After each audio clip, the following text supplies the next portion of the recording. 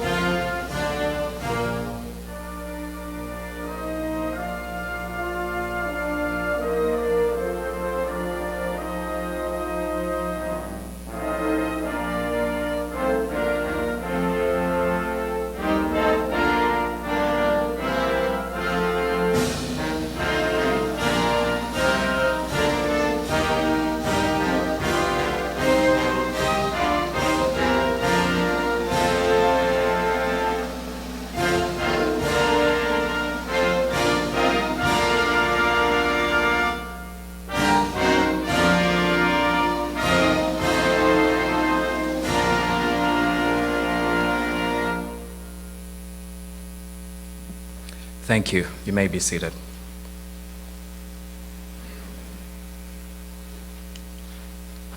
And in this particular moment, we are going to watch a short video that elaborates and also explains the root causes of the genocide in Rwanda. Please be attentive as we watch this video, and we'll be right back. Thank you. Niki tutakoze twagombaga gukora, ni hehe twasibye gutabaza, ni hehe twibagiwe kuvuza induru, ni hehe twanze kwikiriza indirimbo mbi yari itewe.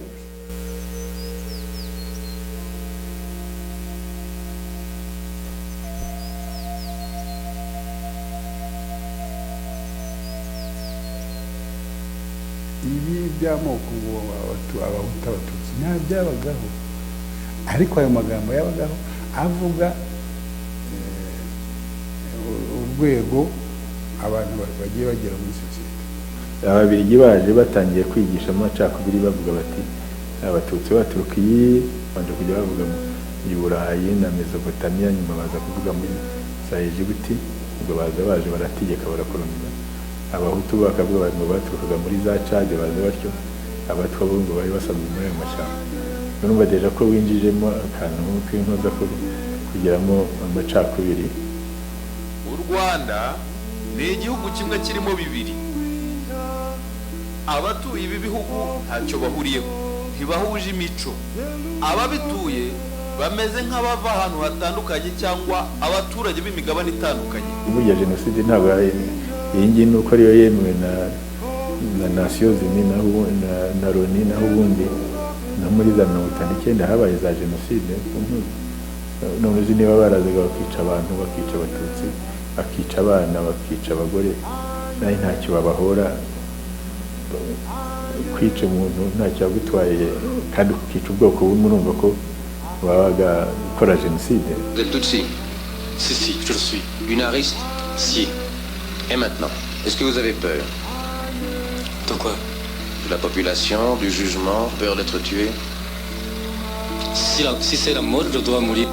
Abatutsi barapfuye benshi kuri iki cyose muri 1963, muri 1967, muri 1973 bakomezaga bagenda bapfa, n'abandi bahunga, n'abasigaye babicira mu gihugu, byaba mu mashuri, byaba mu bucuruzi, byaba mu butegetsi. Nta gihe abatutsi bigeze bagira amahoro. Amateka mujya mwumva ko mu by'Imana ariho mbonye umutwe yakubitiye hari Imana, ni nanjye byitiriwe. Yaragiye ajya mu bitaro Kabgayi, ahageze abantu bose baza kumureba, barimo na Musenyeri Perezida yaranzi. Hanyuma bambuza ati sawa, ndabizi. Yigeze ampamagara antoteza yuko ntoteza Kiliziya Gatolika kubera yuko nari umunani. Icyo cyatumye mpunga kare, nije mpunzi ya mbere mu Rwanda. Nyuma yuko u Rwanda ruhawe ubwigenge, ntabwo byagaruye amahoro, na kamarampaka bavuze ntabwo yagaruye amahoro, ahubwo habayeho gushyiraho uburyo bwo gucunga abantu aho baherereye. Ntabwo umuntu ashobora kuva muri komine ngo ajye mu yindi uko ashaka, kuzava muri prefecture ngo ujye mu yindi byo byasaga nko gusaba visa yo kujya mu Burayi uyu munsi. Kuzayirenga prefecture imwe, ebyiri, eshatu byabaga ari ikindi kibazo. Muri 1962 ababurugumesitiri, abakonseye bagira bararya hanaha nko ku Gikongoro ahitwa mu Bufundu, bagatanga abaturage baho b'abatutsi bati mugende mu basenyeri, mu birukane, uteye amahane mu mwice, mu bariri inka, mugira mute, hanyuma tuziburanira. Navutse muri 1964, mvukira i Burundi, yitwa Ibuye, kubera ko ababyeyi banjye bari barahunze muri 1963. Ubundi ababyeyi banjye baturuka mu cyahoze ari Ubufundu kera, ubu ni muri komine, muri Nyamagabe district. Ibitaro muri Petit Seminaire yaho nahegishije kuva muri 70 kugeza muri 73, aribwo navuyemo ndahunga.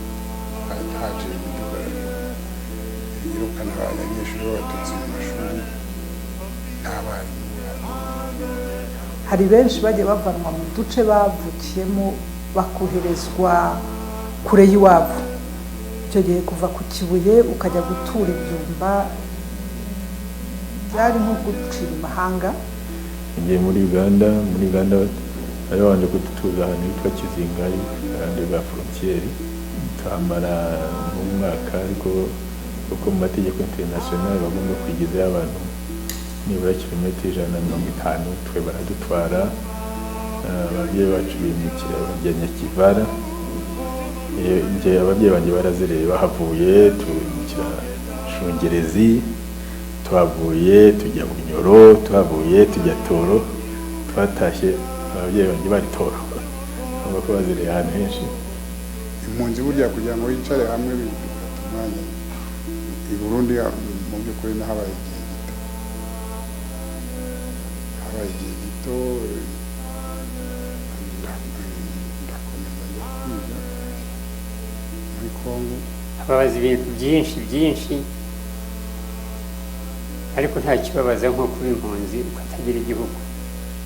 Ubuhunzi buragora, ntabwo wemerwa nk'umunyagihugu nubwo waba umaze imyaka ingana ite,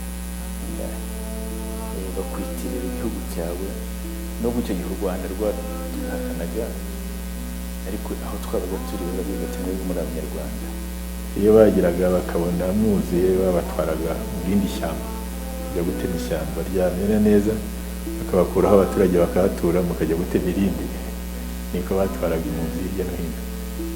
Ibibazo byaje gukomera intambara ya Museveni icyo gihe igeze muri utwo duce tw'iwacu, niho batangiye gushakisha icyitwa umunyarwanda wese, ndetse n'abantu barahunga bajya basanga inyeshyamba byabaye muri za 1984 na 5. Abayusi bo kwa Boti bagendaga bica Abanyarwanda rero burya baje bahunga. Hanyuma u Rwanda rugeze aho ruhagarika imipaka abantu bazi. Abayusi bari hariya harimo bamwe bagiye biyahuye babonaga u Rwanda rubabuza kuza, nyuma hari abashaka kugenda babica. Ko nagezeho mbona akazi muri Loni, nkora ahantu hitwa Gatobo mu gihe gitoya, ariko ntabwo byageze no ku mwaka, naho baratwirukana baradufata baradufunga muri Murere nyine, nibwo twafunzwe hafi y'umwaka. Nyogokuru bari basenyewe ajya muri Kongo, abana be yagarutse wenyine ari kumwe na murumuna we, bamukubita Nyamata. Par exemple twebwe iwacu twa dufite uruhushya rwo kuvuga nyogokuru akiriho, nta muntu uvugaga Nyamata, nta muntu uvuga mu Bugesera, yari trauma tutagomba gukoraho. Bamuzana hari ibyumba, nta muntu yari ahazi, yari umuntu rero wagiraga angwasi. Ubuhunzi twese twari kimwe, ntawagize utwakusanya ngo ahungane. Nyaho waba ufite n'udufaranga ntabwo wabonaga uko dukuraho twari tubise, wabonaga kugurisha inka niba wari uyifite.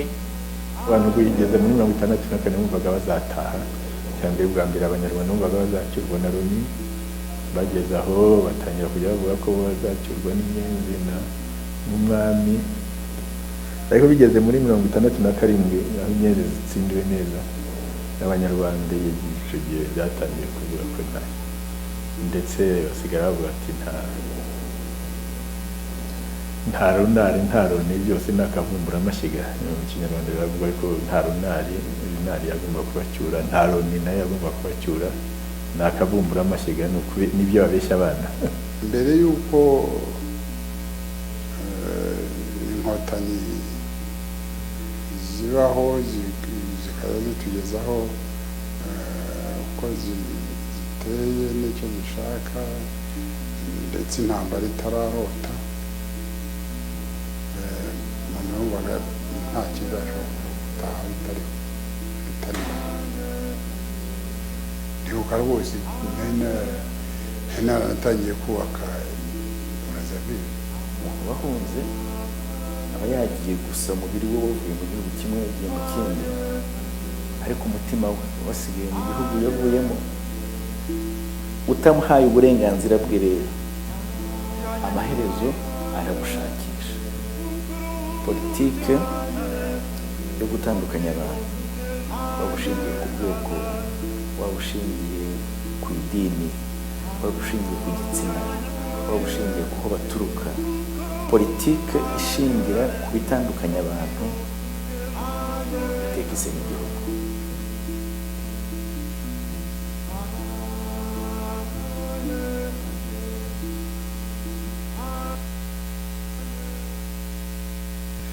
Thank you so much for watching the video, and as we continue, allow me to welcome in the same spirit Professor Fiacre Bienvenu, who is a professor of politics and international relations at Stephen J. Green School of International Public Affairs at Florida International University, who will take us through Rwanda's tragic history and also its transformational journey. Ladies and gentlemen, let's welcome Professor Fiacre Bienvenu. Assistant Secretary Molly Fee, and Congresswoman Angela Romero, colleagues, friends, and ladies and gentlemen. On this 29th annual memory marking the beginning of the 1994 genocide against the Tutsi in Rwanda, there are three persistent questions that I get asked a lot by students that I wanted to reflect with you on this occasion, and those are, why did the genocide happen? The other one is, what does memory signify to you Rwandans, and how does it actually alleviate Rwandans' pain? And then, how do we make sense of Rwandans' ability to live together again after the genocide? And to me, to begin to answer the first question, one must remember that no satisfying answer can actually be found, especially in nearby time frame or logic or even empirical evidence. Every effort to understand why, or that why behind the genocide always leaves you with some kind of unsettled element either in the heart or in the mind. And to use the words of Elie Wiesel in his book, Night, when he was describing his father's answer to kind of a similar question as a survivor of the Holocaust, my son who's asking his father why he would still pray to God after the Holocaust. He answered, quote, "Every question possessed the power that was lost in the answer. That man asks God and God replies. But we don't understand his replies because they dwell in the depth of souls and remain there until we die." So back to our first question, what happened? Why did it really happen? And we tried to glean the logic and the meaning, the reasoning that prompted the then entire state system to successfully plan, orchestrate, and mobilize the whole nation and rally everyone around one goal, which was, as the killing mantra played it day and night over and over during the genocide, to, quote, to exterminate them, to cleanse the country, to rid the country's environment of a Tutsi, so that, again, in the killing language, that future children will be wondering what a Tutsi's face looked like. To understand the ingredients that made up that ideological monument, to me, is something whose answer must be searched in the past. It's something we must locate in the past to understand the build-up that led up to the moment where people actually arrived to a point of taking that thought and manufactured who they considered as fellow citizens, and turned them into the enemy that had to be destroyed and cleansed from the public square.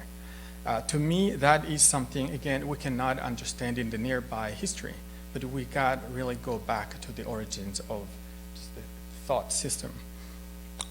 And to me, to really understand, one has to be, perhaps, we're looking at, first of all, we got to really go to what are we even talking about? So what is the statistical picture of the genocide? Now, the UN officially has it cast as 800 Rwandans died as a result of the genocide, the 1994 genocide against the Tutsi. But actually, the research and the investigative, thorough work conducted by the government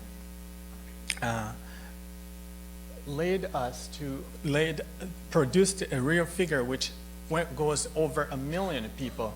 And if we were to put it in perspective, there were roughly 10,000 dead every day, 400 every hour, or 7 people died every minute.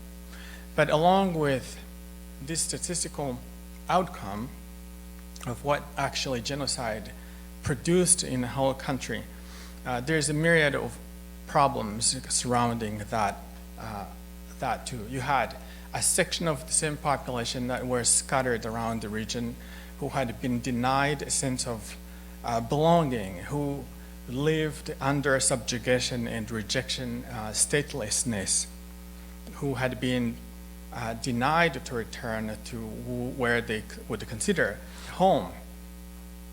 In the language of, again, that state system, the country was already too full to, it was at once likened by the then head of state to a glass which was full of water that had no extra room for additional space. So in order for us, again, to return to begin to try to attempt to answer that question, where did those ideas come from? How were people, how was it, that kind of ideology drilled into the minds of people to the point where they arrived at believing it, actually systematized it and turned it into a project that was ubiquitously executed across the country in a carefully impressive coordination of efforts, but also goal. What do we get there? How do we understand that? To me, historical materials have the most potent explanatory power, and really, if we really want to understand why the genocide occurred in the first place. Phenomenologically, how do ideas work? What kind of ideas? What are the ways in which that idea was imagined, reified, challenged, and legitimized? Because logic tells us that in any field of study, to understand the present, one must not ignore the history of the present.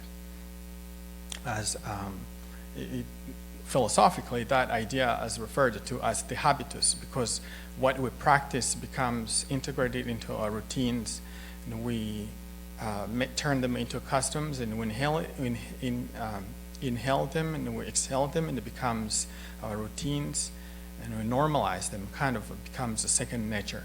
So that, to me, reflects the state of the national conscience at the time, when people viewed their fellow, who once were their fellow countrymen and women, as the enemy that was within and that had to be destroyed. And the way they attacked just the body, and has the extremely powerful explanation as to actually the importance and significance of those ideas in decades leading up to the culmination of this project.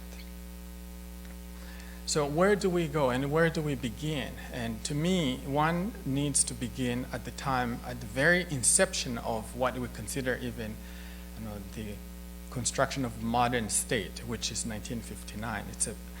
This is the important date in the trajectory of events that led up to the genocide. And so revisiting this history, here we have Rwanda, which was a monarchical system. It was kingdom, just as a bunch of other kingdoms strewn across the continent. But we know at the arrival of Europeans, the conquistadors, like anywhere else they went, they found existing political structures that they were to work with. Except that trouble for Rwanda was they found this extremely centralized political system, and they were struggling to understand how this system had come to form. So they had to derive some type of explanations and meaning, and they had to justify it by their experts. Again, this is a time where race was studied as a science. Actually, they referred to the people who made up the Rwandan society as race, which is curious to me, considering the history of migration, considering the history of clanism, but also families and how people had come to form in Africa. So when they arrived in Rwanda, they had to make sense of what they saw, and to them, race again was a science. So anthropology was then referred to as the physical anthropology. Anywhere they went, they would take these anthropometrical measurements. They would proceed to measuring the skull, the size of the nose, the asymmetry of the face, the bone structure, and other body-centered metrics, and derive meaning. And the conclusion would be that if you looked people who made up any given society across the world, you would come up with this typology where the white would be up at the top in terms of their creativity, industriousness, inventiveness, and intelligence. And then black people would be at the bottom, but also even within the black people, there was a difference in terms of people who made up Rwanda who had ascended to power. So the logic was that they must have come from somewhere else, which in the moment again, when the genocide was executed, it would find terms as they are foreigners. They did not come here. They came from, they were actually, biblically, it was mythologized that they had been an extension of the Ham, where the Hamitic hypothesis was. Then they had come southward by way of Egypt and Ethiopia, then Abyssinia, which is, again, in the incitement language, would be return them to where they had come from, which is Abyssinia. So, to me, if we go to the next, you can relate, you can see the notion of identity, which had been a fairly grounded system, how Rwandans identified themselves, how they related to each other. You did not have these three ethnic group typology as grounded, as systematized as it was turned and institutionalized by the colonial administration by way of instituting the ID card, which was such a powerful instrument in terms of actually sealing and planting it on the conscience, that these people were in fact that were distinct from one another. So when the ID cards were instituted, again, it was all related or centered around the body, which destroys every reference that Rwandans had existed with in terms of who they defined themselves as, because they had up to 23 clanism, clan, which is an extension of a family. But these were turned into fixed castes, and the message was that they were distinct from one another.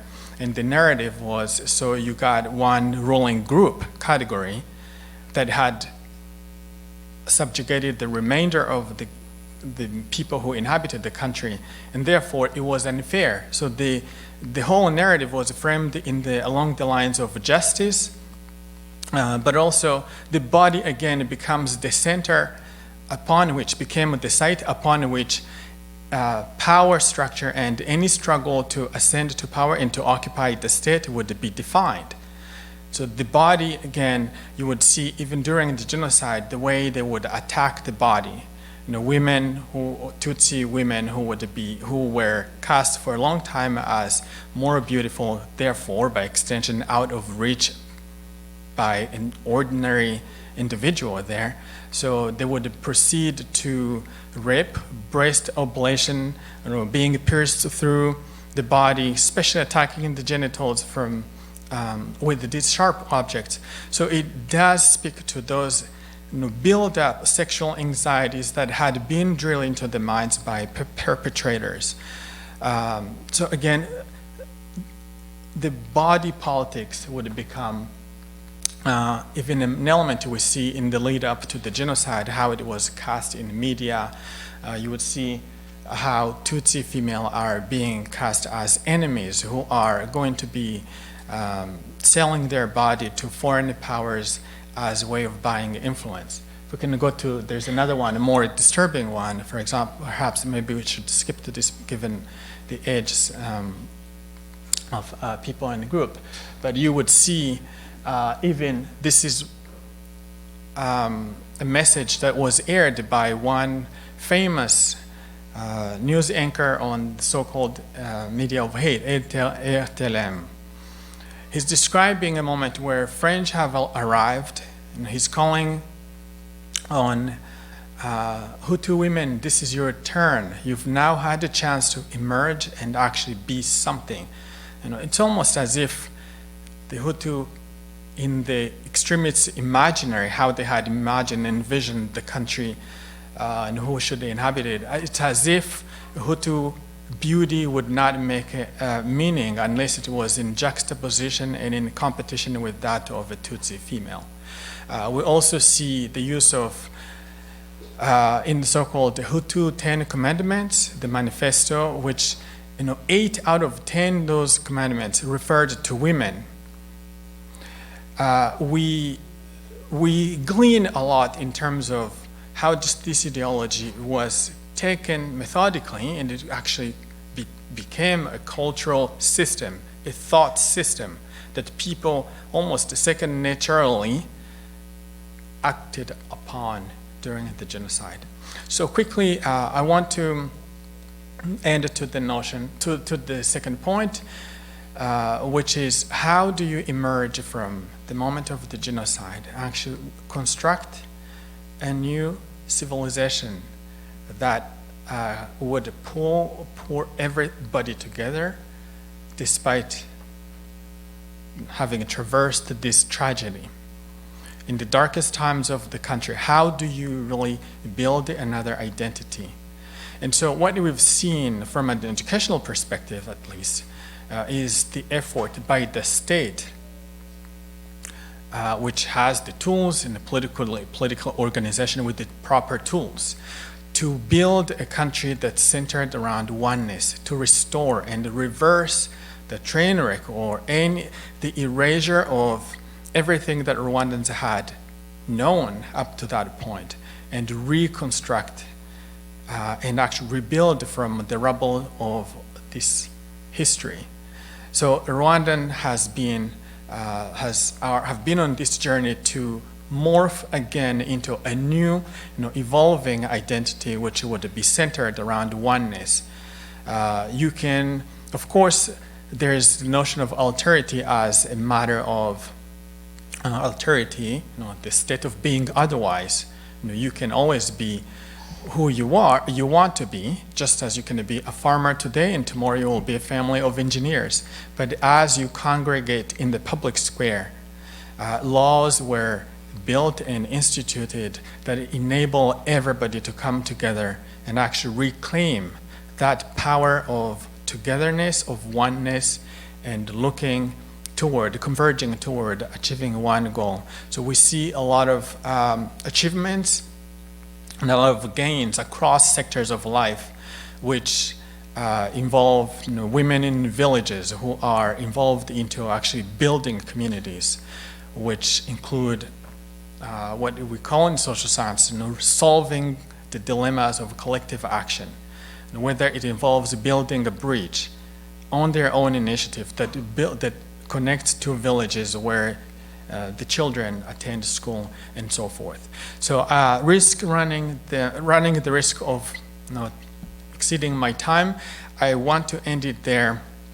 But there is also, I could have talked about the effort of reconciliation or justice. How do you build or put together a country again and deal with the quagmire of problem of reconciliation?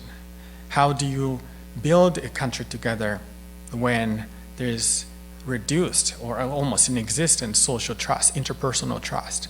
How do you build them together along with one communal goal, which is to achieve progress and improve human conditions and restore the rights, fundamental rights of women, for example, children, and all other major gains you learned from different reports, but also those who have been to Rwanda.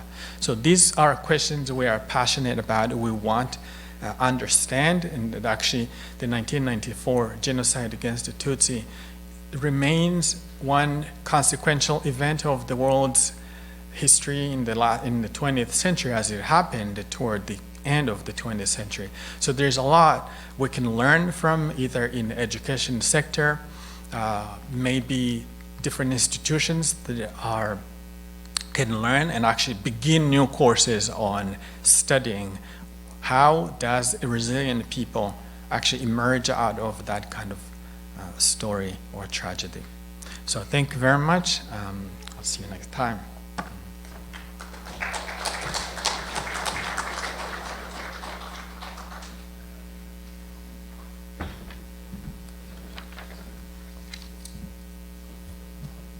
Thank you, Professor, for the remarkable lesson and also message that's related to Rwanda's transformation. Allow me to also invite an author who has written a book, written Tested to the Limit. It's a genocide survivor story. So we're going to be, in the next few minutes, able to learn from the history from a person who has gone through it. Allow me to welcome Ms. Nishimwe Console to come on stage.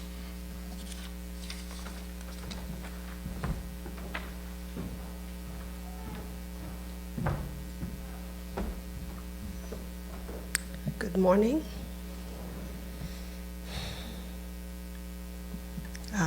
Thank you very much for inviting me here this morning to commemorate and remember our loved ones we've lost in 1994, genocide against the Tutsi.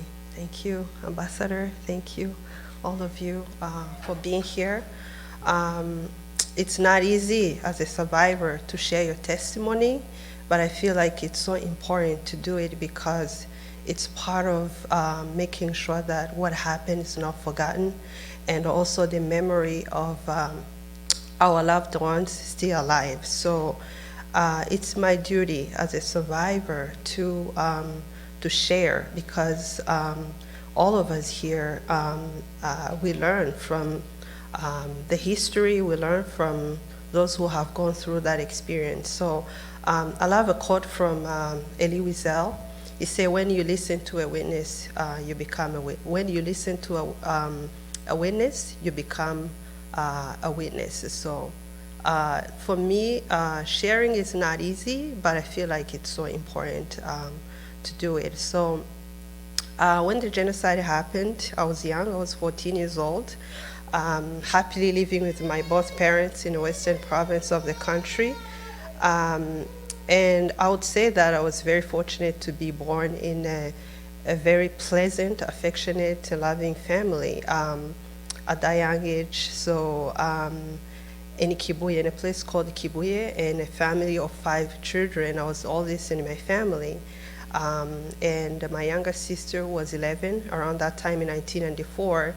And the 3 boys were age 9, 7 years old, and 16 months old around that time in 1994. So My parents were teachers, so I was born in a home where both parents taught me everything about love and who I was going to be.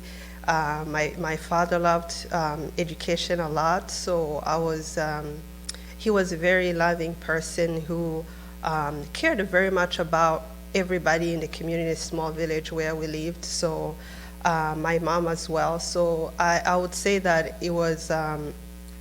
I was very, very fortunate. I don't take that for granted. So my parents were loving and caring, and then all my family members, my grandparents were not too far from us, so my uncles and aunts, so that means I was surrounded by a big family before the genocide against the Tutsi. So, and even though I lived in a time when being a Tutsi was not easy, I never thought I was going to go through what I've gone through at that time. So I was just dreaming like any young teenager, hoping that one day I could be someone. And like my dad always encouraged me, telling me that I would be somebody. So I felt the love and protection. And despite the fact that outside of my household, everything was different. So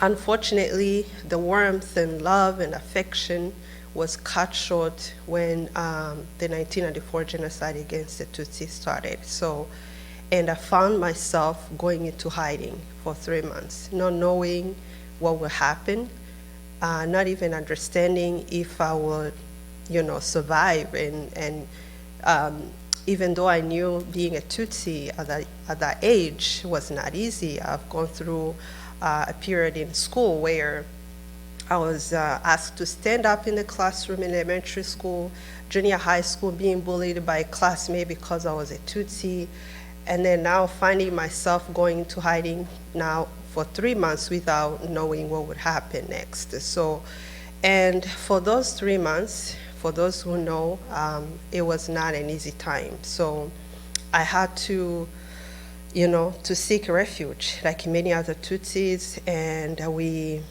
had to seek refuge in our Hutu neighbors, the people that I knew very well, the people that we shared meals, the people that came to our household, the people we went to the same church. So now these are the people who encouraged, and by the former government at that time, so to kill us simply because we're Tutsis. So I remember when we left our home immediately, so all over the country, in our village, they started burning homes. They started destroying every Tutsi home. So where we lived in district Kalongi, in Kibuye, where in a place called Rwanda, that's where I was born, I remember when we left running. So at that time, majority of Tutsis at that time in the area, in the hills where we lived, they used to come to the communal office to think. People, still people think maybe they could seek refuge to the authority, despite the fact that we were, they were the ones who were committing the genocide. So, and the people who gathered there at that time, so they were asked to go to the stadium, Gatwaro Stadium. So, and because many of you know that Gatwaro Stadium is one of the places that many of the Tutsis were murdered. So now you find a memorial there. So a lot of my family members were murdered there too. So, and as the crowd was walking on the street from the place used to be called before Mabanza, Komine Mabanza, that's how they used to call it before. So we had to walk on the street going to stadium, Gatwaro Stadium. So I remember, never forget, the images of women and girls and kids and all of us, walking that road, singing, and many of us were Christians, and gospel, songs from the churches, Jesus, protect us from these trials and tribulations. So I remember when we were walking those streets, as a crowd, hoping that we can find a refuge somewhere in the stadium. So On our way, not too far, my mother instincts told her to never keep going straight to the stadium. So immediately she told us we have to go somewhere, so to a neighbor. So, and the rest of the crowd went to the stadium. So we went to the neighbors, and then they took us in their home all over. They were burning homes and destroying every Tutsi household, and screams everywhere. And I remember that time, I never forget, we entered in that home of their home, in that house of the family. They took us in immediately, but we never knew that what will happen next, if they're going to keep us or if they are going to refuse to, to keep us. So, and they kept us for a little while. So sometimes they would just refuse to help, and many instances where it was hard to even hear the language and the things they were telling us. So, and I remember one time my mom took us to this home, and she was just figure out anywhere. So many places we went. I remember one time we went to this home, going through the bushes, knocking on doors, and we knocked to this home, and the father, actually the household, they were a very good friend of our family for many years. Their kids were my age mates. So, and as we went back through the bushes, because we had to avoid the road because there were roadblocks everywhere. So you had, every time you tried to figure out how to get to a home, you had to go through the bushes and hiding in order to get to a home that will allow you to go inside. So, and as we knocked the door, and it was early in the morning, where they lived, they were facing a high school, and that high school, there were many killers there. So, and this man came outside, and he was wearing a towel around his waist, and he had a small drum in his hand, and he started calling killers facing that high school. And also there was a man at his house who was there standing, carrying a machete, and he had also a club with nails on top. They used to call it "No Pity for Our Enemies," for those who have heard that name before. So, and as he was trying, like this man was standing there, and the rest of us were just there, kids behind our mom, and this man trying to ask the killers to come and help him. And by the grace of God, no one paid attention. So he went back in the house. He was angry. So we started begging this man to let us leave. So, and he just told us, just leave. And then we left. I remember when we left, my mom was wondering, who is kind, who is going to help? So, and many places we knocked on doors, people refused, instead they would just leave, Jean, with your little kids, we don't want you here. And sometimes they'll, call killers on us. I remember one time we were discovered in this place, and my mom was taken by this bunch of killers, and the rest of us kids were hiding in this home. And they took my mom, my younger brother, who was always on her back every time. And as they took her, me and my siblings, we kept, worried in what would happen to our mom. So the killers decided throughout the day to leave my mom to a neighbor because they didn't want to kill her. And me and my siblings, where we were, the man who was hiding us told me and my siblings just to leave and go. And we left. As we left, I remember on the way we had to go through the bushes. I had to comfort my siblings. And we reached to a home in the night. So they were a very poor family. And they started telling us what happened to our mom, how the killers, refused to kill her because one of the neighbors, my mom went to ask for help, refused, and then the killer decided to leave my mom to a neighbor, to an old man neighbor. So, and we went there. As we went there, so I remember my mom was there, so she was she couldn't believe that we were still alive. So, and what we did, we had to be together. We sat together and we prayed. And because already killers were planning how they were going to kill us now. So, and at that time, it was around in May, because many, Tutsis were killed, and to find that my brothers, because at that time, men, to be still alive, even little boys were being killed immediately. So they stated they were going to kill my brothers first. So, and the only thing my mom did, she taught us to pray, at least if we all die, we're going to heaven. So I remember when one of the killer who came was someone who was my mom's neighbor, someone who grew up with my mom, and their family were, I thought if they were part of our family, because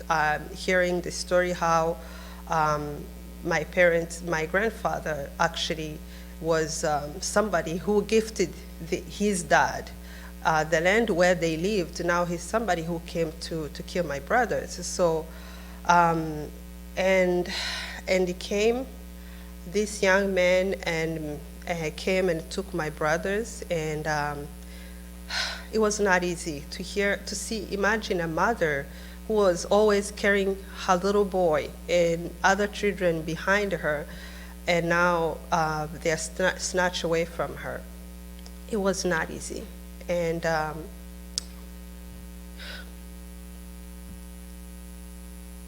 my 3 brothers were taken and slaughtered and were thrown in a septic tank of our home. And the rest of us, they didn't want to kill me and my sister and my mom, because they said, we will kill you whenever we want. So as you may know, how rape was used as a weapon during the genocide against the Tutsi, many women and girls didn't escape that. So, and we kept hiding, even though we didn't want to hide anymore. Somewhere we were hiding, a killer who was our neighbor came there, decided to pull me from my mom and my sister. As you can imagine, the scene of my mom screaming, "Don't take my daughter, take all of us, kill all of us here." It was not easy, and I was taken by this man not too far from our home. And without going into details of what happened, I was raped by him.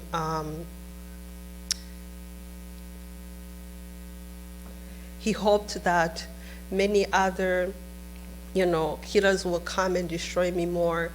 And but by the grace of God, I was able to take myself out of that place and went back to where my mom was, which I didn't know she was still alive, and my sister. Imagine a mother seeing her daughter, what happened to her. Imagine, it's okay, thank you. Whew. As an adult, sometimes whenever I think about my mother, what she had to endure, seeing what happened to me, I don't know how she managed. So many of you who are parents here, as you can imagine, it's not easy. So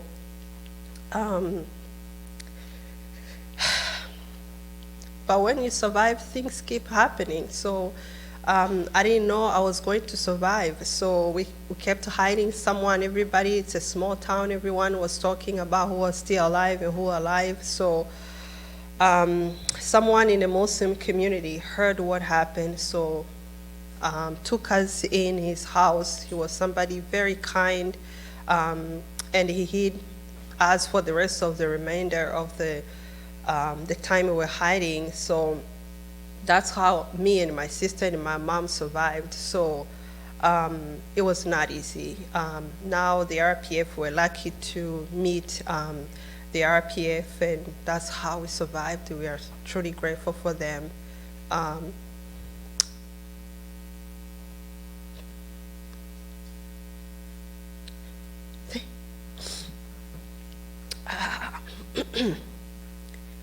And now everybody was killed. My 3 brothers were killed. My dad, my uncles, my aunts, my mom, not my mom, my cousins, everybody that I knew.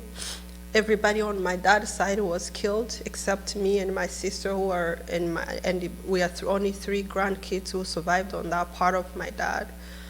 On my mom's side, luckily we survived. We were very few of us are alive there. So now it's me, my mom in our household, me, my mom, and my sister.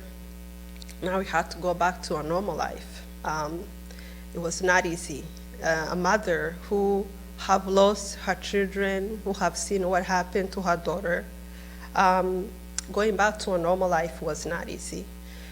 And of course, we had to live like everybody else, and going back to school was not easy. Everything was nightmares of everything that I've endured during that time.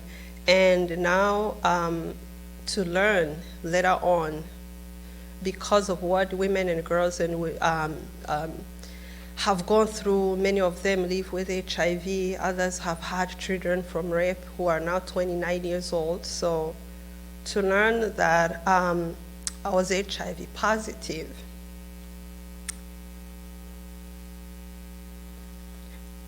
it was not easy. Now it was going to be a constant reminder of what I've gone through. And it was not easy at all. Sometimes I try to, that's why I wrote a book too, to explain what it felt to me. I can't find words to tell you what it feels like when now you have something, not only losing people, now you have something every day that reminds you of what happened to you. So it was not easy to, but I was not the only person. At least I had a mother. At least many of my friends lost the entire families. And thankfully to her, she went back to teach. She taught me how to love, not to hate. I'm truly grateful. That's why I always say my mom is my hero, my shiro. She taught me everything, despite the pain, despite the suffering that I carry, the pain I've carried within myself. She taught me to love, and I'm truly grateful for her. And that's why I am who I am, because of her. So, and one of the things, because of that, it made me be strong, not to give up on life. So one of the things that I've done in my life to, continue love life is to go to therapy. That's why I encourage every survivor to go to therapy. I know it's not something that everybody, feels comfortable with, but therapy has helped me a lot to start writing every painful thing that I've gone through. And I journaled everything. So that became really therapeutic for me. And it was a relief. It was almost like a load was lifted off my shoulder. And then now I started to feel like I can live. I can, my life started to make sense now. So, and then for me, naturally, I'm a happy person. So I wanted to see that girl, that 14-year-old girl who used to laugh, who used to dance, who used to be happy. I wanted to bring her back. I want to connect with her again, because I separated from her for so many years. And then I wanted to go back and meet her, and every day I wanted to remind good memories instead of bad memories. So because of therapy, gradually I was able to, to start thinking myself in a positive way, to start looking myself that despite the fact that I'm carrying, I live with HIV, but it doesn't define who I am. So I'm a person who is here, and I'm speaking on behalf of so many girls who were killed immediately, who will not be able to share what they have endured. There are many women and girls, survivors, women who have never shared this painful experience, because it's one of the hardest part of women suffer from, because it's hard to share that part. So, and for me, I feel them, I carry them with me. So every time I share that, because I know how hard it is. I know because of the stigma also attached to being, living with HIV and also rape. So for me, honoring those who are no longer here, who have gone through that painful ordeal. So, and one of the things that I always tell people, when you have faith, you have strength. So, and for me, I always remind myself that I'm here for a reason, and now I can see life in a positive outlook. So, my message for you today, so no matter what horrible circumstances you may face in your life, never lose hope. For losing hope is the beginning of your own self-defeat. I thank you for your kind attention.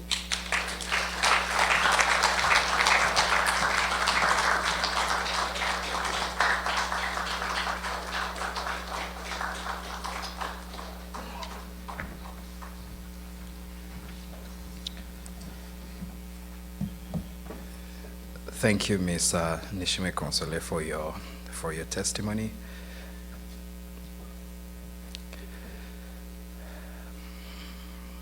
And thank you so much for your resilience, your strength, and your ability to impart your testimony to all of us in such a heartfelt way.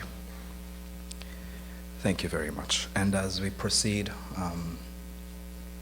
allow me to call upon Dr. Drew Khan to share a message with us. He's a friend of Rwanda, and he's also a founding director of the Anne Frank project at the Buffalo State University. Sir, if you're around, you may take the stage. Maraho Neza.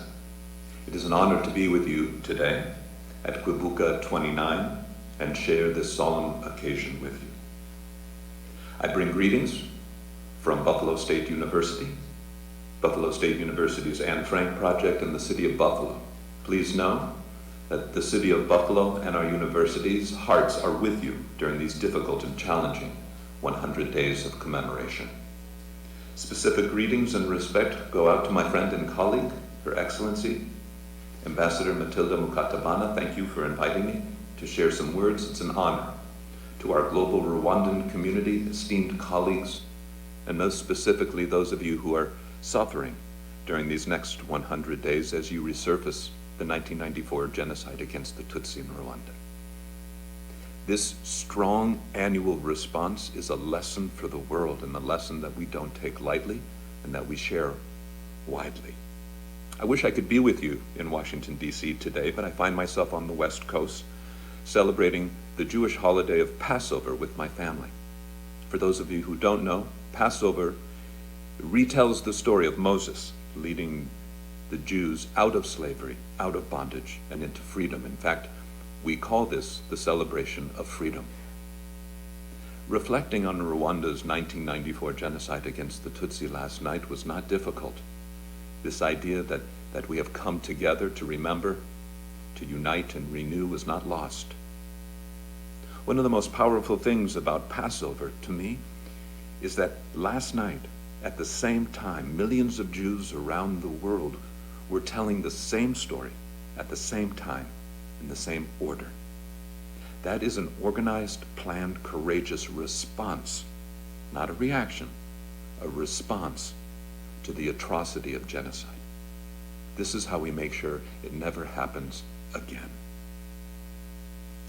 It occurs to me that there is a space at the Passover table for Rwanda. You are welcome to our table at any time. This idea of story and the power of planned, responsive story is modeled beautifully by remarkable Rwanda. Genocide scholars know quite well that there are actually 3 stages to every genocide. Number 1, the genocide. Number 2, denial. And number 3, revisionism. These are all reactions, denial and revisionism, that require no courage, no truth, and no plan. And the way we combat all of that is a planned response. A response requires courage. A response requires truth, and response requires a collective plan to come together and say, we will not stand for this. I am forever indebted to the remarkable country of Rwanda for modeling this intense, beautiful, collective, and organized response every year called Kwibuka 29. Please know that there is always a place at the Passover table for remarkable Rwanda as we come together to consistently organize responses. And those responses come through stories. Thank you so much, Murakoze Chani, for allowing me to be part of your story, for allowing Buffalo State University to contribute to your story. And above all, please know there is always a place at our table for remarkable Rwanda. Urukundo na amahoro. If you may all rise as we move into the next session.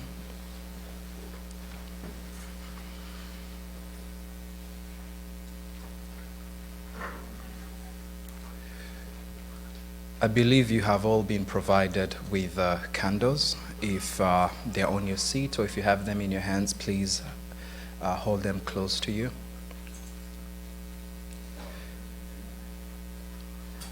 Now, if you may turn them on and hold them right in front of you. And as we do that, we're going to take a minute of silence in honor of all the victims of the 1994 genocide perpetrated against the Tutsi. Let's take a minute of silence.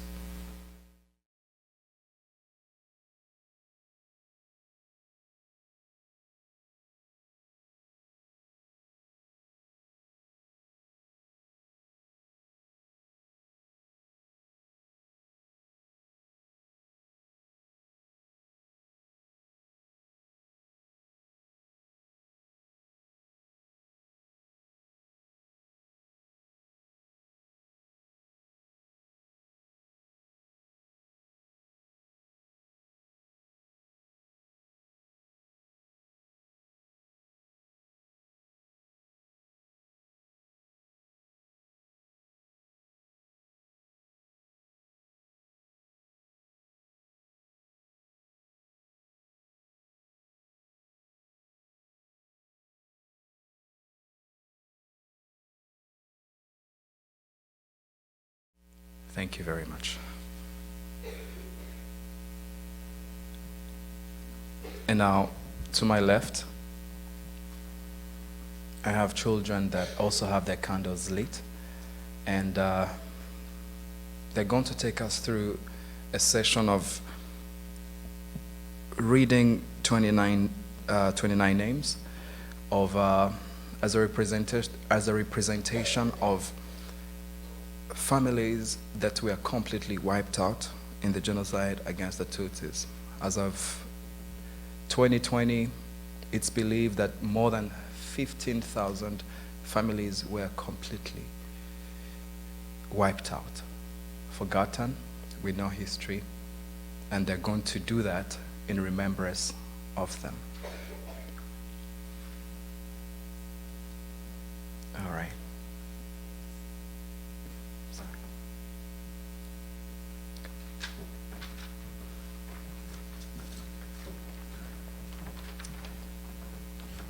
We remember the family of Stephen Domo, who was killed with his wife and 3 children. We remember the family of Kainira, who was killed with her 2 sons.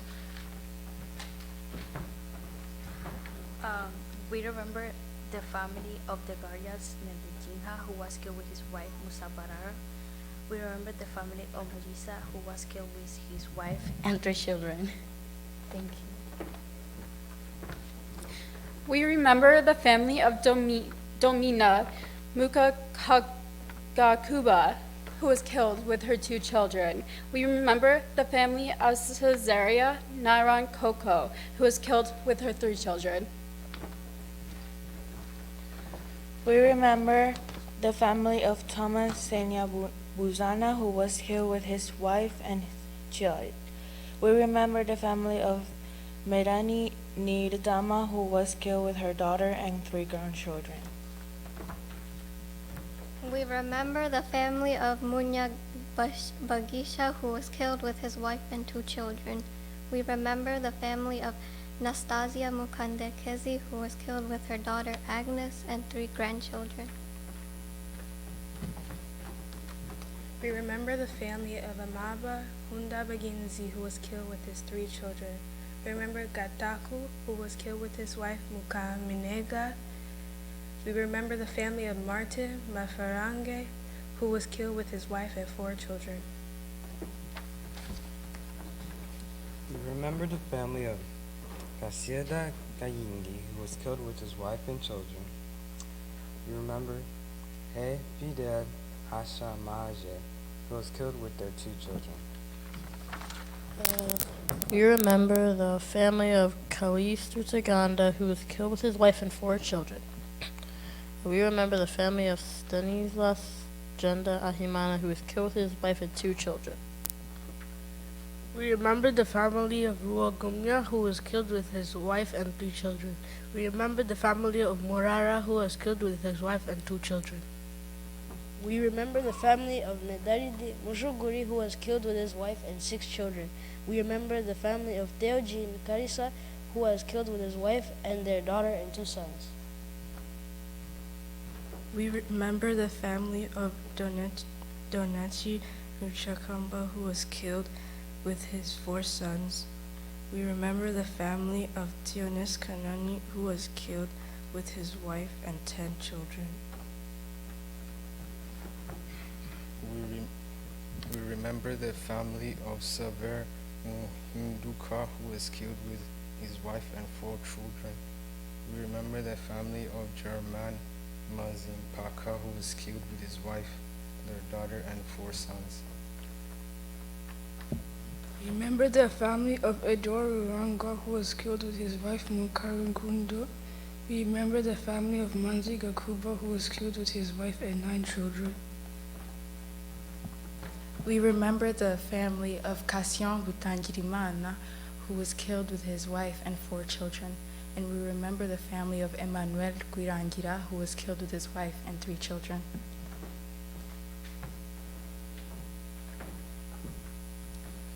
Thank you very much. We may all be seated. Thank you once again for observing this moment and honoring these families. Allow me to also welcome the President of Ibuka in the United States, Mr. Jason Shimie, to come and give us his remarks. Thank you.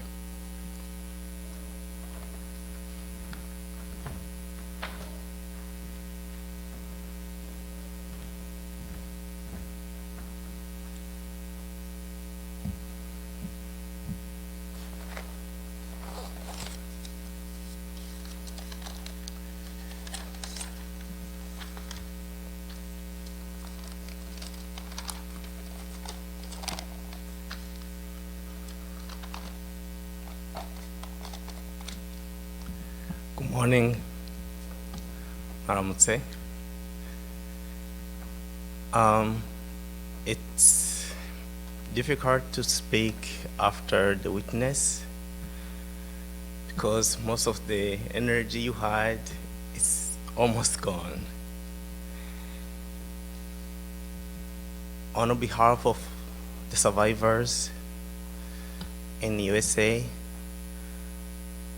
I want to thank you, everybody, Your Excellencies, the government officials, Friends of Rwanda, survivors, everybody here. We thank you for being here today.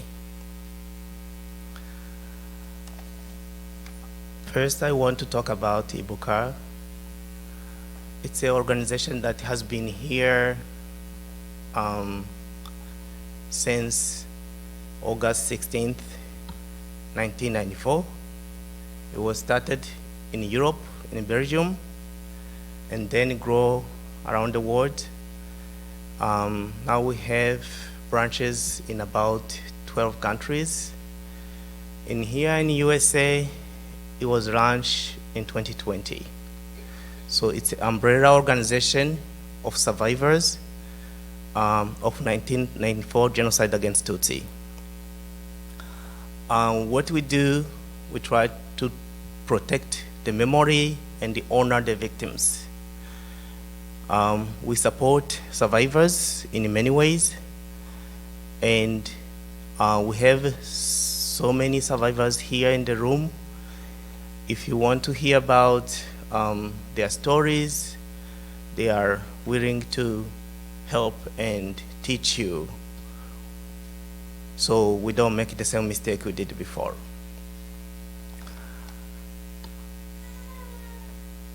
I also want to take this time to thank you, all the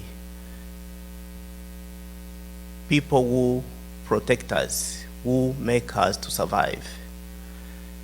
29 years ago, we were not going to be here if it was not RPF, but they sacrificed themselves, their life, for me to be here today. Also, I want to say special thanks to the state of Utah, how you are always there for us. I was there last year, and you do above and beyond for us as survivors of the country. As Rwandan, we really appreciate you. And I want to say something about what Professor say. He went through the 10 stages of genocide, and now we are in the last stage of genocide, which is denial. We have many people who don't want to call genocide against Tutsi as it is, which is a part of denial as well. But honestly speaking, it's like trying to stop the clock all the time, because the truth speaks itself. The story of the 1994 genocide against Tutsi is the true story, and those who want to deny it, maybe the next generation will find that same story here. So it's not gonna go away, because the history stay, people pass, but the history stay where we found it. And I want to quote His Excellency President Paul Kagame, what he said this morning, that Rwandan, I quote, "Rwandan will not accept anyone who try to divide us." And the quote.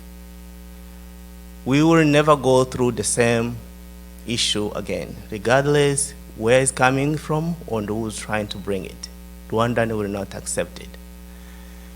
We are united, we remember, we'll never forget, but we learn from our history, but it will never happen to us again. In conclusion, I want to bring it to your attention that these stages of genocide that happened since 1930s, and many people were killed in 1960s, some in 1959, in 1970s. And I will say this, that we are witnessing this kind of behavior somewhere in the world. And those who turn the back against us during 1994, when we need them the most, they are turning their back against these innocent Congolese Tutsis who are being killed every day. It's so sad how to see the story repeat itself, and people do the same mistake and turn their back against innocent victims. They are citizens of Congo. Their life has been in danger for many months now, and the world is just watching. The powerful country have to do something. Otherwise, we're gonna go through another tragedy. The government of Congo is killing his own or their own people, their own citizens. And the government of Congo has to be accountable and take responsibility and stop killing innocent people.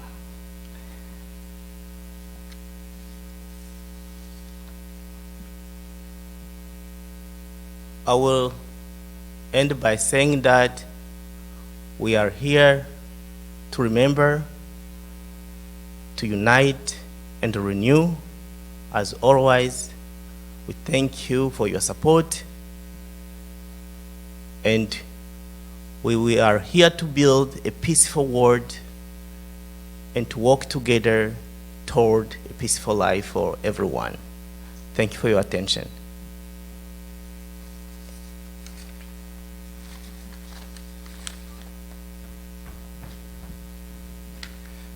Thank you, sir, for your speech. Now, as we proceed, allow me to call upon Honorable Representative Angela Romero of Utah.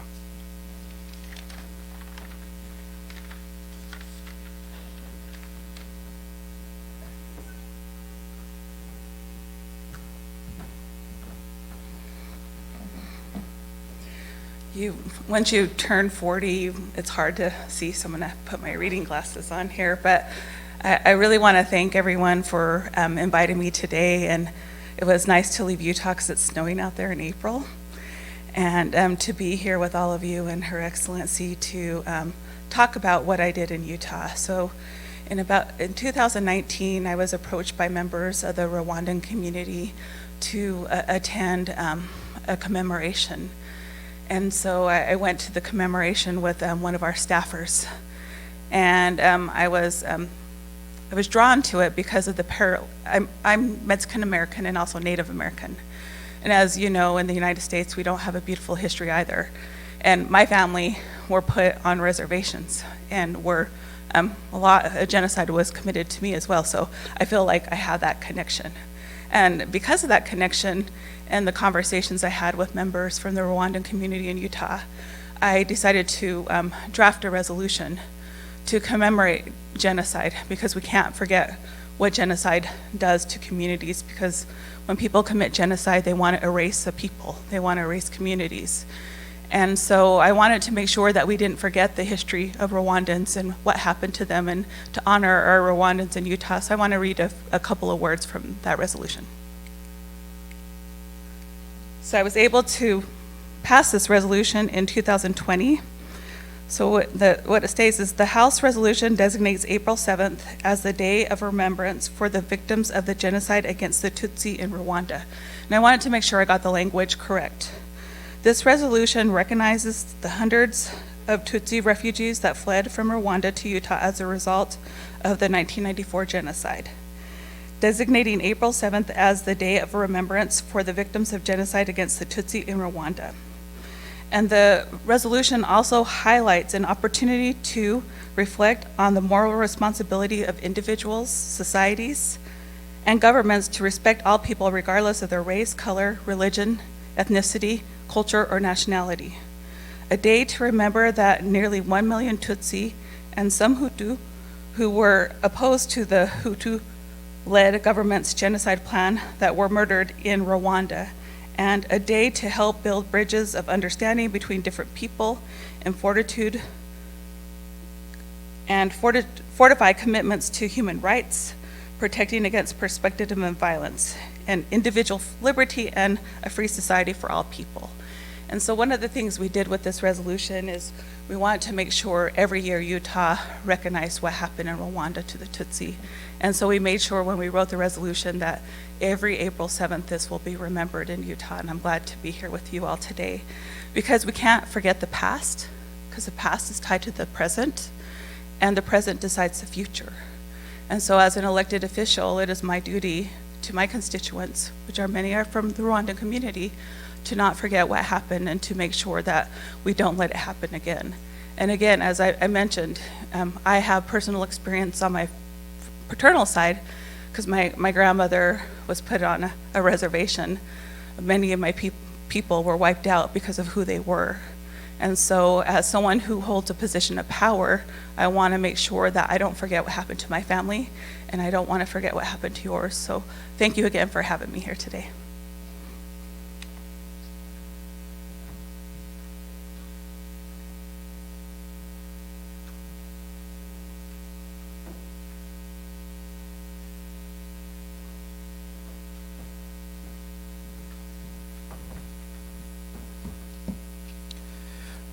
Now, allow me to also welcome the Assistant Secretary, Honorable Assistant Secretary Molly McPhee from the U.S. Department of Bureau of African Affairs to give us the remarks. Thank you.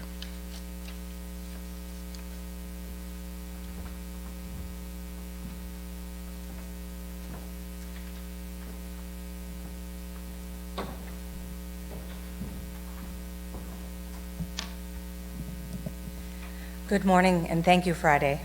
I'm Molly Fee. I'm the Assistant Secretary of State for African Affairs at the U.S. State Department. And I want to thank all of you for welcoming me here today. And I want to say a special welcome to the children who are here. You inspire us to learn and remind us of our responsibility to act upon our lessons. I'm grateful to join you to commemorate Kwibuka 29, and thank you to my friend and colleague, Madam Ambassador Matilda Mukantabana, for inviting me. On this solemn day, we remember the lives lost during the 100 days of unspeakable violence. We grieve for the hundreds of thousands of Tutsi victims, men, women, and children who were targets of genocidal violence simply because of their ethnicity.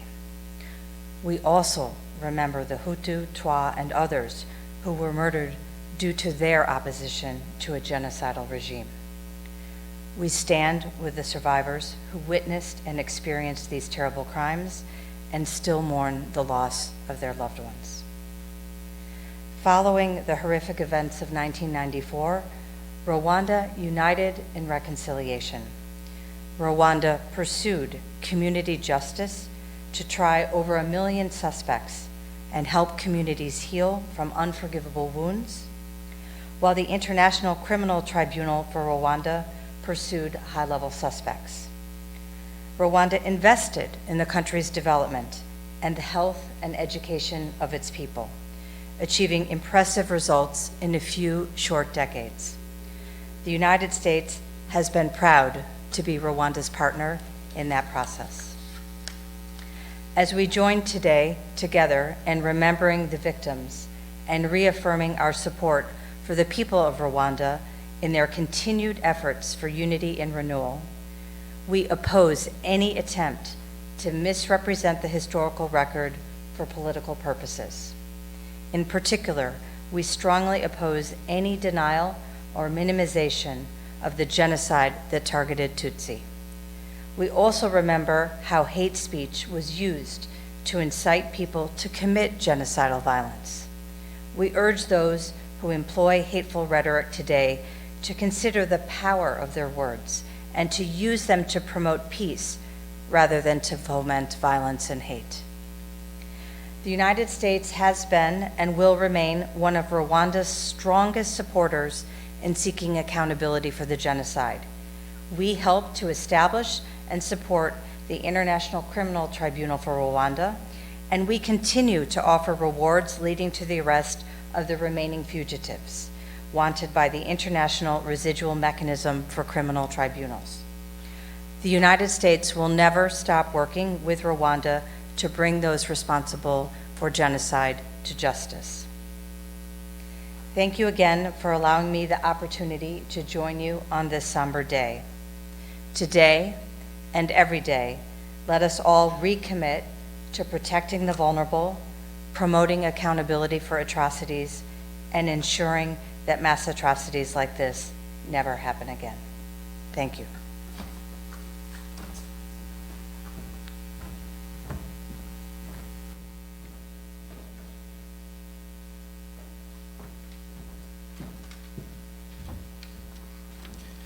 Now, as we come to the end of this session, allow me to invite Her Excellency the Ambassador of Rwanda to the United States, Mathilde Mukamanamana, to give us her closing remarks. Thank you very much.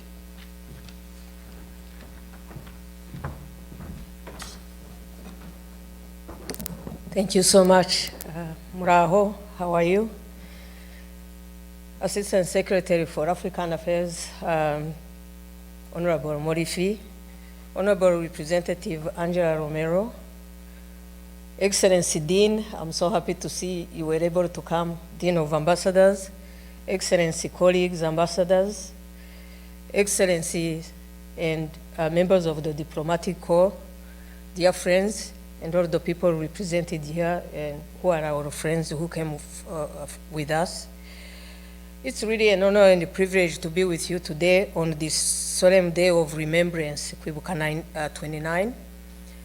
Your solidarity with the people of Rwanda as you remember this critical part of our history speaks volume. This is when we needed friends and you came. I thank you for your friendship, support, and solidarity. On behalf of the government of Rwanda and our embassy, I would like to thank the Assistant Secretary of African Affairs, representing the United States, for her words for this occasion. The United States has been one of our most trustworthy partners in our reconstruction and development, and we trust that we will continue to build a very true relationship and improve and continue to become even better friends in our respectful engagements.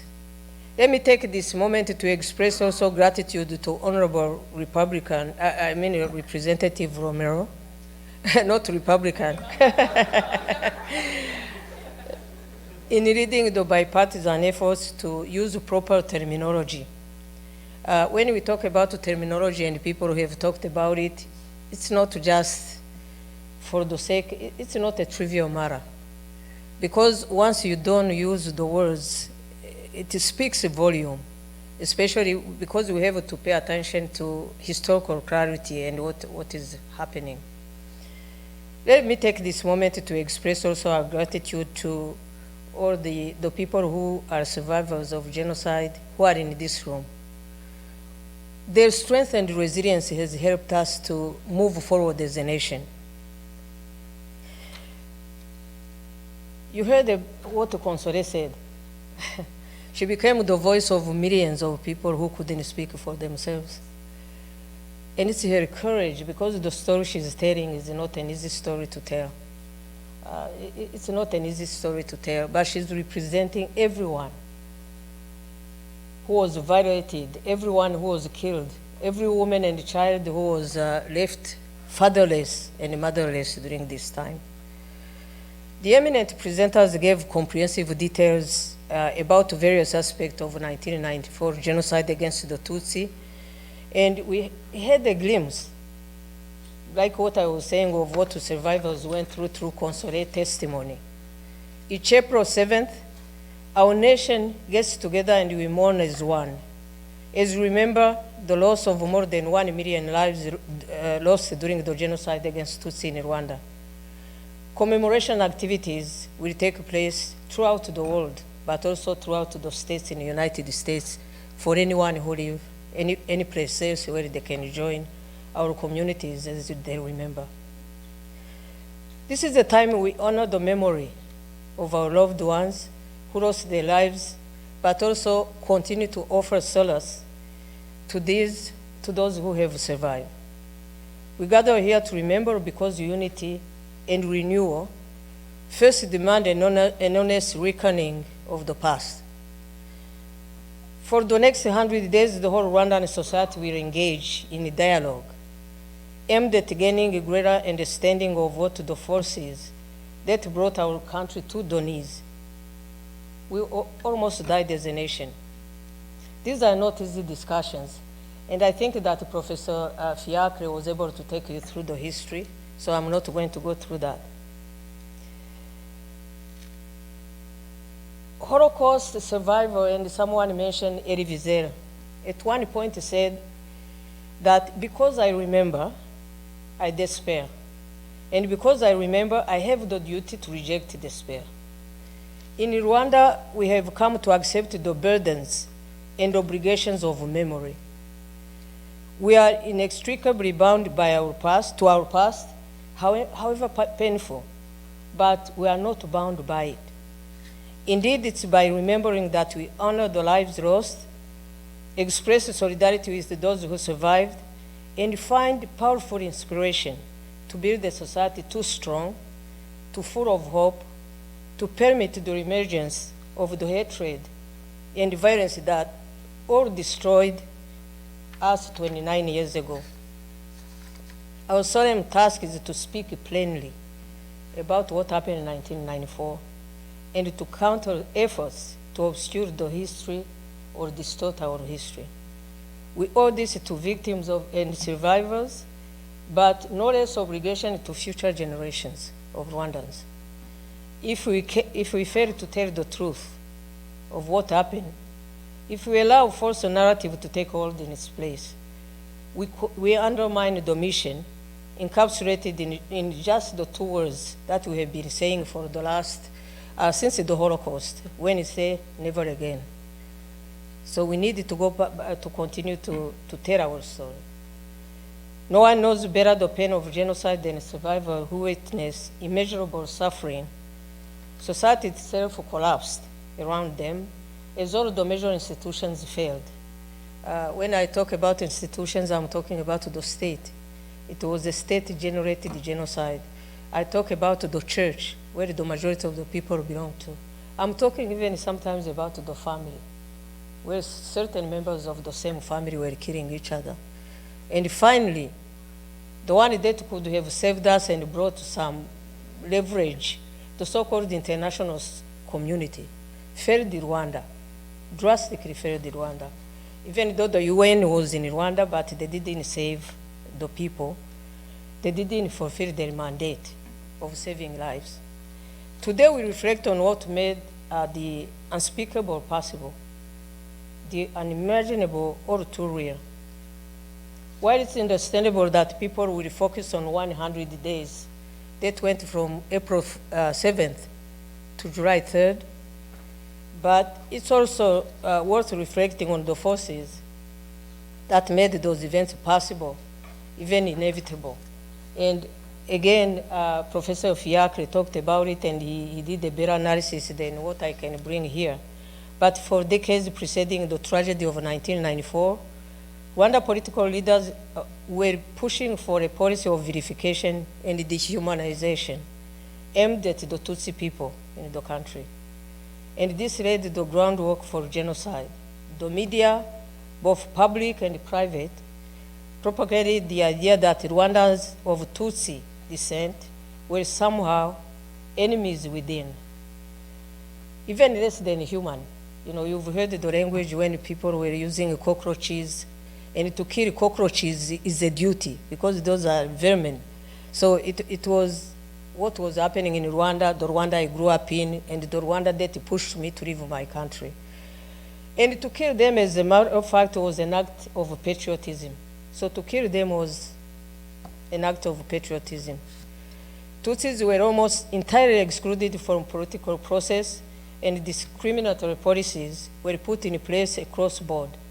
Tutsi children were denied entry into secondary school, not even university, but we are talking about a secondary school, where a quota system was established not to go beyond 1% of any Tutsi, even if you had the highest percentage of any grades you can come up with. And the quota was in government job, including the military. And then there were many various outbreaks of violence, ethnic for it. So from vilification to dehumanization, it's a short and logical step to eradication. So all these things we examine together as Rwandans, but as champions, and I think that Jason, the president of Buka, United States, mentioned what is happening in our region when people still use the same language, and you find the same language. And during 1994, people stood by the thought language was just language. And I'm so glad that the Assistant Secretary mentioned it, because this is important. Usually people will say, how do we even stop a genocide? The genocide will never be stopped by international community. International community is us. When you don't stop and you really caution people of what they are doing, it will never get anywhere. Just wait that international community will come from New York and will come and save people, while we are not taking our own responsibility and stop in our own measure. We are all powerful in our own way to stop what is happening. If not working at UN, but we have representative there. I'm sure that Representative Romero, when she was passing the resolution, it's because certain people went to her and were telling her about what was happening in Rwanda. So people have a voice as long as they are willing to use the voice, especially to try to bring together our humanity. Ladies and gentlemen, 29 years ago, the task of a meaningful reconciliation seemed almost impossible for Rwanda, let alone the challenge of rebuilding broken institutions, reviving a dead economy, and restoring a semblance of hope among despairing and fearful population. But it's under our leadership of His Excellency Paul Kagame, we have managed to exceed expectations due to the tireless determination of the people of Rwanda themselves, who refuse to accept that genocide will be the final word. We refuse to give up on each other as a people. We refuse to give up on our country. Rwanda shares one language, one culture, same values and norms, with a long history of peaceful and harmonious coexistence. We have turned our nation around because we were driven by sound principles of unity, accountability, and a desire to take our nation to greater heights. As a result, we found within ourselves the resilience and courage to reject the politics of division and hate. We chose a path that put emphasis on our common identity as Rwandans, and we dedicated ourselves to reconciliation. And we started to rebuild our institution from the ground up. Really, it's a hard journey that we are still undertaking even as we speak. And what you mentioned, justice was a prerequisite to that. And Gacaca, that is a traditional justice that was revived specifically for genocide, heard more than 2 million cases. It has never happened any place, especially in a poor nation, to hear 2 million cases. They said that if we had followed the way justice is done, it would have taken at least 100 years to hear the cases. But now, because of Gacaca, I know where my parents are buried, I know who killed my parents, I know what happened. So Gacaca brought us closer in a sense of understanding the history, being accountable to our history, paying for what has happened, even though it was more restorative than punitive, because otherwise you couldn't, even if we had millions of jails, you couldn't put people in jail who have killed. So we came up with different answers as a country. So, and always thinking that and understanding that our growth was always people-driven and people-centered. And because of the reforms we brought in what we call homegrown solutions in our country, those reforms made it possible for about 3.5 million refugees to come back home after genocide, even though we didn't have much in infrastructure to receive them. It's because of reform like that more than 1 million Rwandans were lifted out of poverty. That was also killing as much as diseases. It's because of reforms like that gender equality, with 21%, 61% in parliament, half in our cabinets are women, because we understood that people, all people, women and men, have to bring all their energies together to rebuild our nation. It's because of reforms like this that HIV/AIDS, that was a death sentence in our countries, now is a manageable disease that people can live with and can continue to do this. And mother and child transmission has almost been effectively eradicated. So thanks to these and other advancements, including near universal health care in Rwanda, life expectancy has risen by 20%, 20 years, within just a decade, 20 years of life expectancy. And free education until secondary school is guaranteed. And ladies and gentlemen, I'm not talking about these milestones. These are not statistics designed to impress, not at all. Rather, they are the tangible outcome of hard work and unified sense of purpose among Rwandan leadership and the people. It has been 29 years, more than a quarter of a century, and we still have a long way to go as a nation. We still face many complex challenges that today and future generations will be called upon to address in order to continue building the unified but also prosperous nation. So as I finish my remarks, I want really to say that it behooves all of us to stand together for our humanity.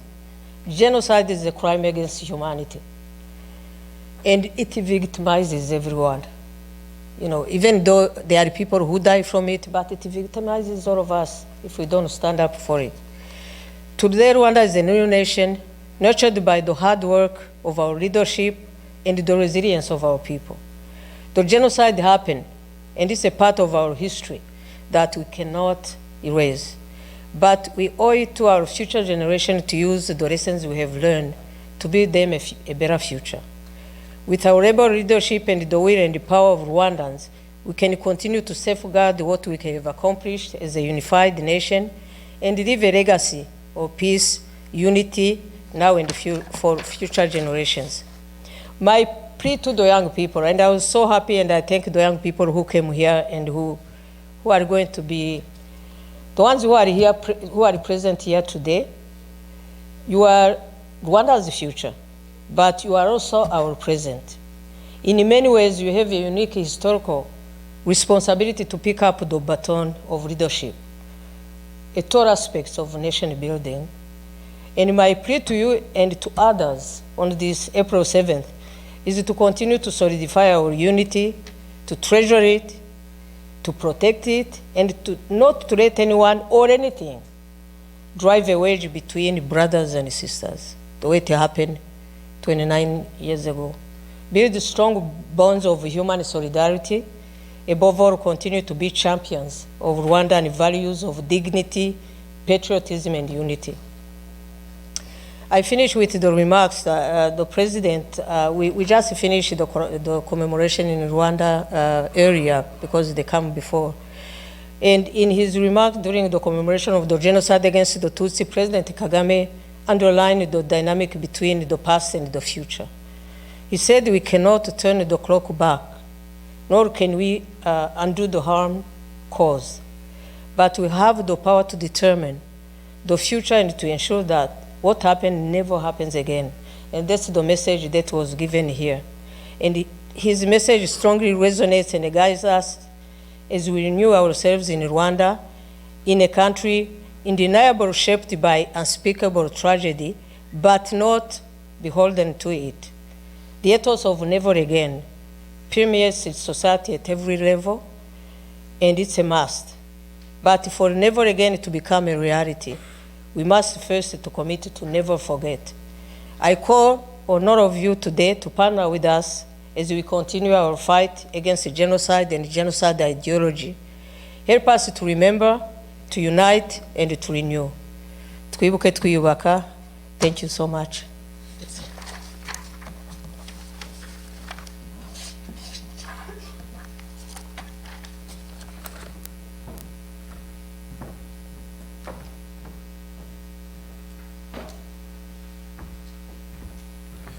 Thank you, Honorable Ambassador, for your remarks. We've come to the conclusion of our session this morning. I want to thank you, all of you, for participating and being kind enough to be attentive and to abide to the House rules. I appreciate you all. Now, Well, next session is basically refreshments. I'll kindly ask all of us to step out of this facility as it's going to be used for other activities, and we'll do our networking and refreshments outside these doors. Otherwise, thank you so much for participating. We'll continue 100 days of commemoration as Rwandans, and thank you so much for being with us and being a part of this particular program. Have a wonderful day, and thank you so much for coming here.